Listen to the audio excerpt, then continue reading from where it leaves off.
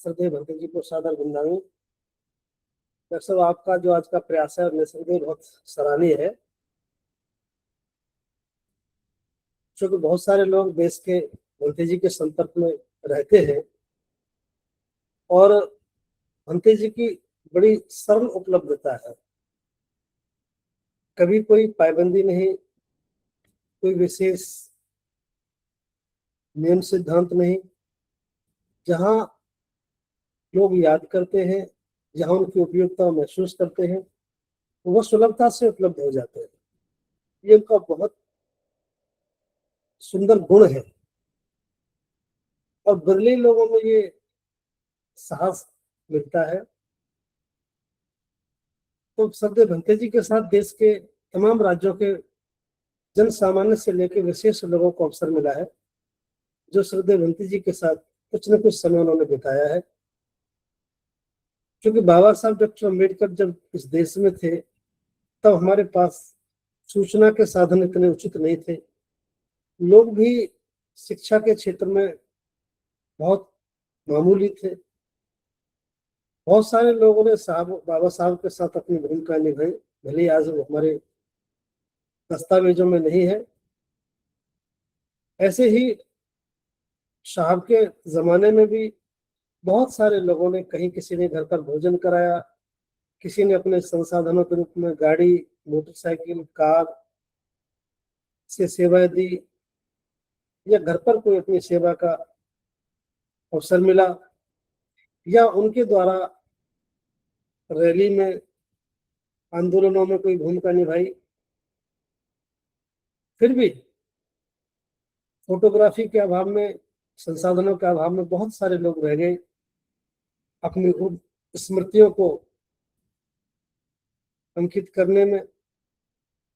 लेकिन कुछ ऐसे लोग हैं जिन्होंने साहब के संस्मरणों को लिखा, या वो जो लोग आज जीवित हैं उनसे संपर्क करके उनकी बहुत सारी बातें आम जनता के बीच में रखी।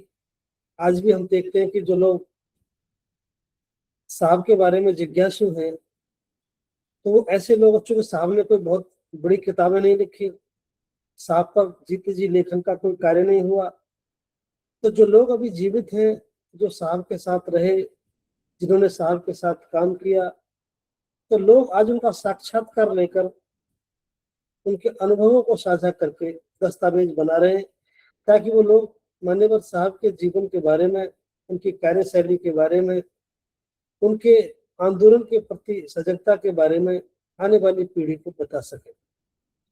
तो आज का जो आपका प्रयास है, जो 82 के माध्यम से, कि ऐसे बहुत सारे लोग हमारे बीच में मौजूद हैं जिनको साहब के साथ कुछ पल गुजारने का अवसर मिला है, अथवा रात्रि में उनके साथ बैठने का अवसर मिला है, या श्रद्धेय भंते जी द्वारा दिए गए प्रशिक्षणों में एक विद्यार्थी के रूप में सीखने का अवसर मिला है, तो उन सबके मन में एक भाव रहता है कि मुझे भी ये बात बतानी चाहिए, मैं भी बताऊं ये बात। क्योंकि ऐसी उपलब्धि सी महसूस होती है जब हम महान लोगों के साथ रहते हैं, सीखने का अवसर मिलता है, जीवन की एक बहुत बड़ी उपलब्धि महसूस होती है। तो आज का जो विषय है, आज जो आपने प्रयास किया है कि हमें ऐसे भी बहुत लोगों को एक अवसर देना चाहिए कि उनके जीवन काल में कोई ऐसा वक्त आया हो, तो मैं भी एक छोटा सा विचार आपके साथ साझा कर रहा हूँ ताकि आप समझ पाए। उदाहरण के लिए, मेरे पास एक पुस्तक है, इस पुस्तक का नाम है वो 11 दिन। ये श्रद्धेय भंते करुणा सिंह जी द्वारा लिखित एक बहुत छोटा सा दस्तावेज है और बाबा साहब के जीवन की एक बहुत महत्वपूर्ण घटना है, और एक ऐसी घटना जो बाबा साहब के जीवन में घटी और बाबा साहब के जीवन का रूपांतरण हो गया। और बाबा साहब के जीवन का रूपांतरण होने का परिणाम ये रहा कि हम अनंत लोगों का, हक वंचित समाज का जीवन बदल गया। वो 11 दिन, इस पुस्तक का नाम, जिसमें बाबा साहब डॉक्टर अम्बेडकर को विलायत में पढ़ने के बाद सयाजीराव गायकवाड़ के यहाँ जो अनुबंध पूरा करना था 10 वर्ष की सेवा का, उस अवधि में उनके साथ घटी अमानवीय घटना का वृतांत है। और वो इतनी अमानवीय दुखद घटना है, आज भी जब इसको पढ़ते हैं तो रोड पे खड़े हो जाते हैं। उस वक्त एक इतना विद्वान व्यक्ति जो दुनिया के उस देश में शिक्षा ग्रहण करके लौटे जहां आज भी वहां पहुंचना दुर्लभ है। करोड़ों लोगों में एकमात्र इतने विद्वान महापुरुष, उनको भी जातीयता का, भेदभाव का दंश झेलना पड़ा। उसका वर्णन इसमें श्रीदेव भंते जी ने जीवंत किया है। तो बस मुझे बताना सिर्फ आपको इतना है, ये तो एक किताब सारे देश में पढ़ी जा रही है और इसी एक पुस्तक ने बाबा साहब अम्बेडकर के उस घटना को ऐसा उजागर किया जहां बाबा साहब डॉक्टर अम्बेडकर ने संकल्प लिया, तो संकल्प पूरे देश में जाना जाने लगा। तो इसी दौरान सरदेव भंते जी द्वारा 23 सितंबर को संकल्प दिवस मनाया जाता है।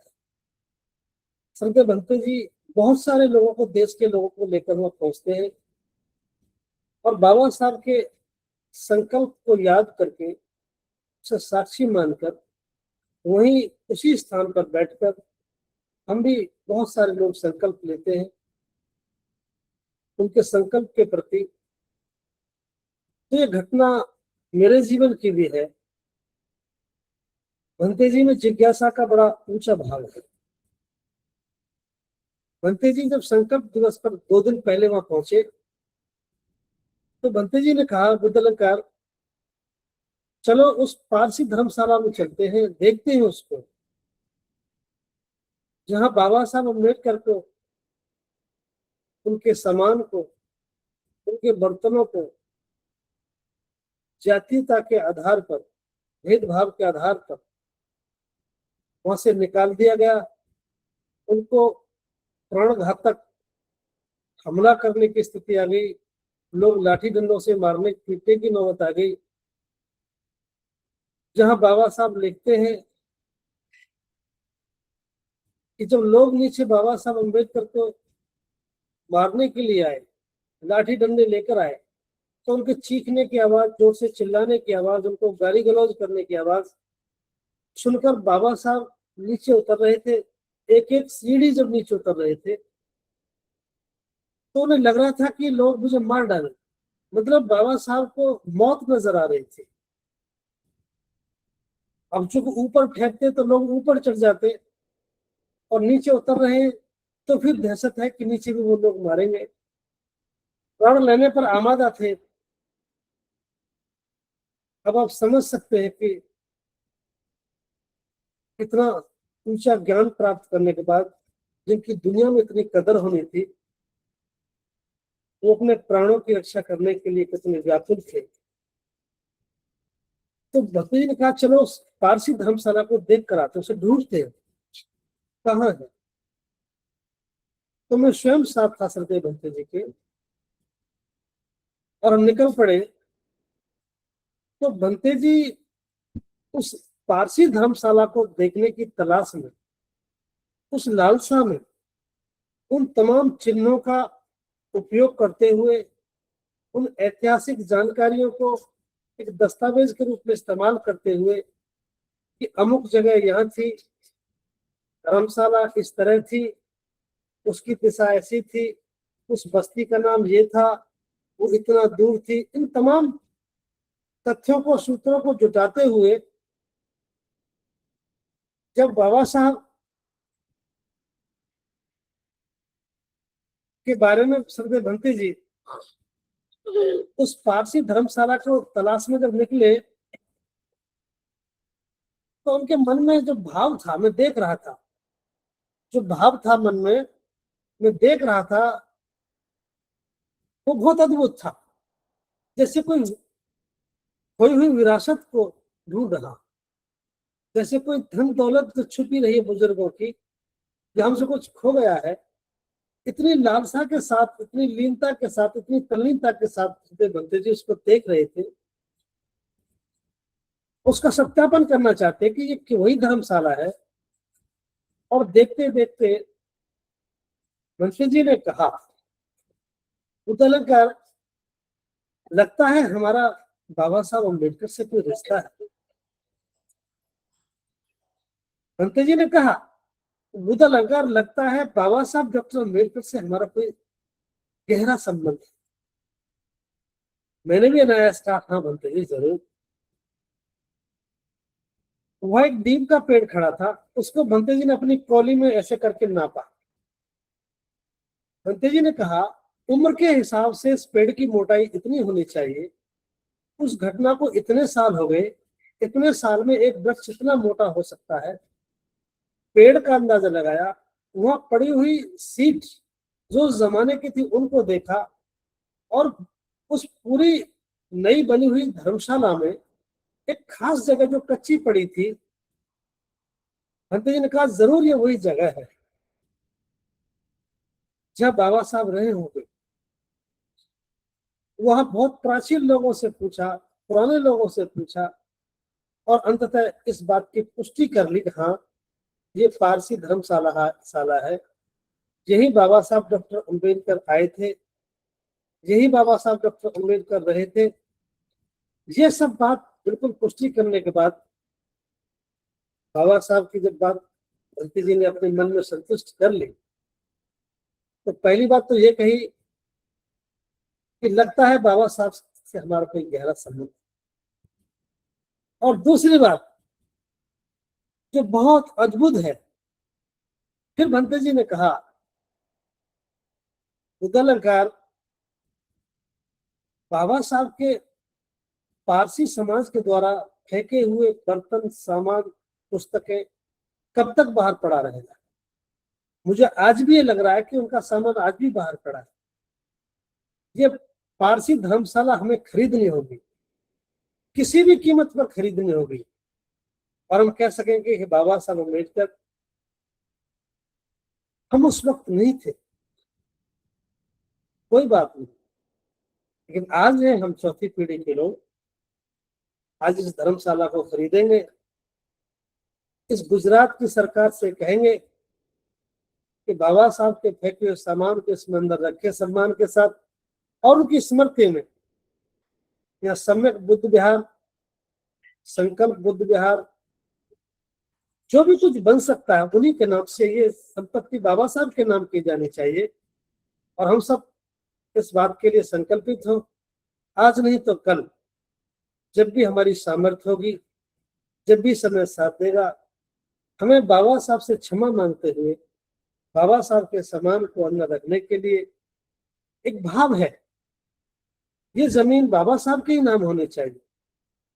और पारसियों को भी इसलिए क्षमा मांगनी चाहिए कि बाबा साहब के प्रति उन्होंने भी गलती की। ये छोटी सी घटना मैंने इसलिए सुनाई, ये बात मामूली नहीं है, इस छोटे से वर्णन में दर्शन है।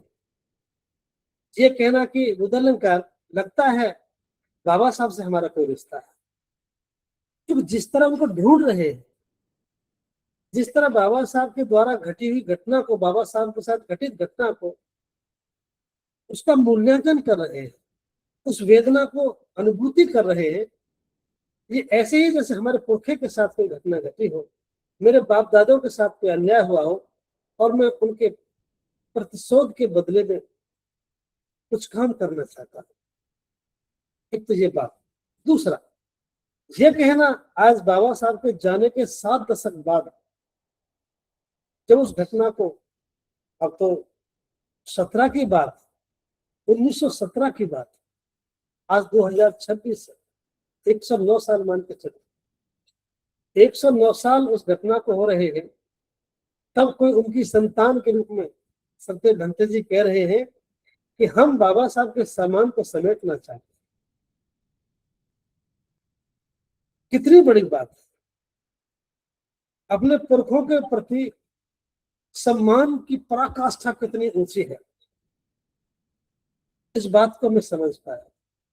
और यकीन मानिए, भले ही बंते जी इस बात को कहकर चुप हो गए, लेकिन मैं बंते जी का मूल्यांकन करने का पूरा साहस आज तक करता रहा है। बाबा साहब के प्रति, महापुरुषों के प्रति जो अगाध श्रद्धा मैंने सरदेव बंते जी में देखी, अद्भुत है ऐसा महापुरुषों के प्रति सोचना। तो मैं ये बात आपके सामने इसलिए बता रहा हूं, किसी व्यक्ति का मूल्यांकन उसकी सोच, उसके समर्पण से की जाती है। मान्यवर साहब काशीराम साहब के बाद अगर आज लोग ये कहते हैं कि उन्होंने समाज का रंग नीला कर दिया, खून, लोग कहते हैं कि उन्होंने लोगों के खून को नीला कर दिया, ये बात कोई मामूली नहीं है। उन्होंने इस तरह समाज को तराशा, समाज के प्रति जो भावना थी काम करने की, वो बहुत अद्भुत है। मैं आज भले ही साहब हमारे बीच में नहीं है, बाबा साहब को मैंने देखा नहीं, साहब का मैंने दर्शन लाभ किया है, उसको बहुत करीब से देखा और सुना है। मैंने उनके व्यक्तित्व को देखा है, उनके संबोधनों को सुना है, उनकी कार्यशैली से परिचित हूँ। भले ही मैं छात्र था, उनकी परछाई के रूप में मैं आज बंटी जी को देखता हूँ। ये जो घटना मैंने आपके सामने रखी है, सिर्फ इसलिए रखी है कि बंटी जी कहते हैं कि यदि कोई व्यक्ति किसी को अपना आदर्श मानता है तो उसका कोई एक लक्षण उनके जीवन में परिलक्षित होना चाहिए। तो ये घटना मैंने आपके सामने रखी, ऐसे ही इसी से जुड़ी, क्योंकि जो संकल्प दिवस की बात मैंने आपके सामने 11 दिन वाली रखी है, शायद पूरा देश इस बात को हमेशा कृतज्ञता के भाव से देखेगा, क्योंकि बंते जी ने कहा कि लगता है हमारा बाबा साहब से कोई गहरा रिश्ता है। जहां बाबा साहब ने संकल्प लिया, एक मामूली सी बात थी, कुछ ही लोग जानते थे, एक ऐतिहासिक दस्तावेज था, लेकिन सरदेव बंते जी ने इसको जब गंभीरता से लिया तो सयाजीराव गायकवाड़ की वो कचहरी, वो सचिवालय जाकर के देखा और उस कमरे को तलाशा जहां बाबा साहब डॉक्टर अम्बेडकर बैठते थे, एक सचिव के रूप, सेना सचिव के रूप में। मैं समझता हूं भारत में बहुत सारे बाबा साहब अम्बेडकर के जानने और मानने वाले हैं, लेकिन ये ख्याल किसके दिमाग में आया कि जब बाबा साहब बैठते थे वो कक्ष कहाँ है। और सदैव भंते जी ने उस कचहरी में गए, कलेक्ट्रेट है आज की तारीख में, अब तो बाबा साहब को समर्पित कर दिया है। तो मैं वो घटना बता रहा हूँ, जम्मू की टीम को लेकर सदैव भंते जी गए, पूरी कलेक्ट्रेट को देखा, सब जगह काम हो रहा था, दफ्तर चल रहे थे, लेकिन सबसे फ्रंट का जो मुख्य दरवाजे पर एक बहुत ही शानदार कक्ष था, उसमें लॉक लगा था। सारा कलेक्ट्रेट खुला है, पूरे कलेक्ट्रेट में काम हो रहा है, सबकी साफ सफाई हो रही है, लेकिन एक ही दरवाजा क्यों बंद है, और वो भी मुख्य द्वार वाला। भंते जी ने बहुत तलाश करने के बाद उनके विवेक ने कहा कि जरूर ये कमरा मुझे लगता है कि बाबा साहब का रहा होगा, इसके बारे में जानकारी की जाए। भंते जी और अपने टीम के लोगों के साथ भंते जी वहां पहुंचे, वहां के चपरासी से पूछा जो काफी लंबे समय से था, क्या भाई ये कमरा कभी खुला है। उन्होंने कहा जी ये तो बहुत दिन से, मैं तो कितने सालों से इसको बंद ही देख रहा, ये तो ताला लगा था। फिर वहां के जो सर्वोच्च अधिकारी है, जिलाधिकारी, अंततः भंते जी प्रयास करते करते उनसे मिले और कहा कि देखिए, बाबा साहब का हवाला दिया, सयाजीराव गायकवाड़ का पूरा वृत्तांत सुनाया और कहा कि हम चाहते हैं कि बाबा साहब का ही ये कमरा हर एक खोल के देखना चाहिए। वो आदमी भंते जी से बहुत प्रभावित हुआ, अधिकारी। उन्होंने कहा ठीक है, कोई बात नहीं, आप कल आ जाइए, मैं कल इसको खुलवाता हूँ। अगले दिन संबंधित अधिकारी ने उसको खुलवाया, देखा तो पूरा कमरा बंद था, उसमें कबूतरों ने बीट कर रखे थे जानवरों ने।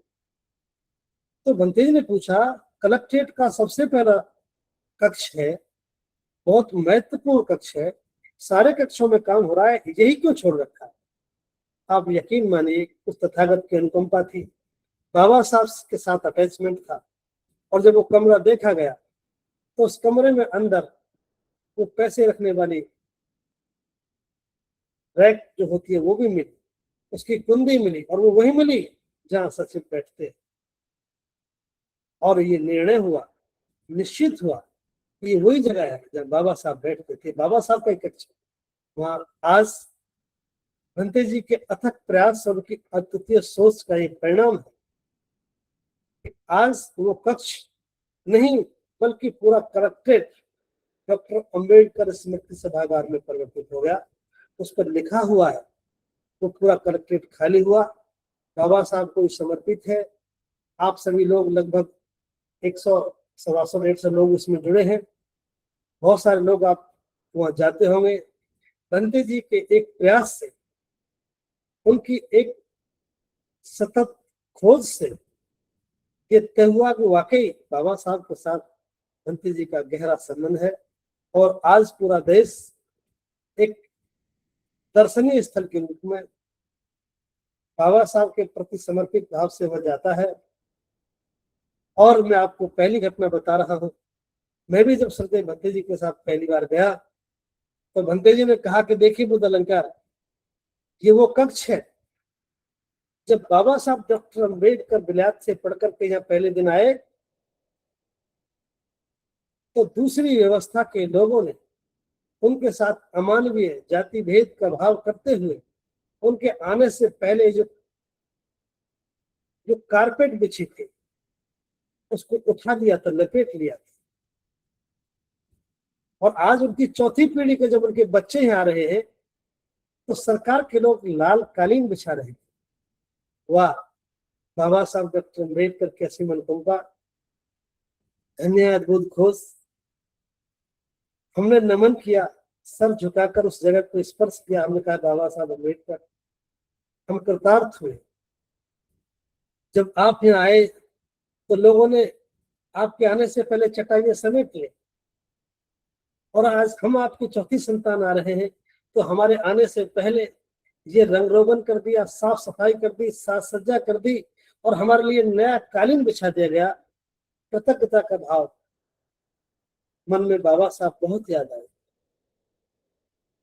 उनकी कुर्बानी, उनका त्याग बहुत याद आया। उनका अपमान हमारे सम्मान में बदल गया, उनकी तकलीफें हमारे सुख में बदल गई।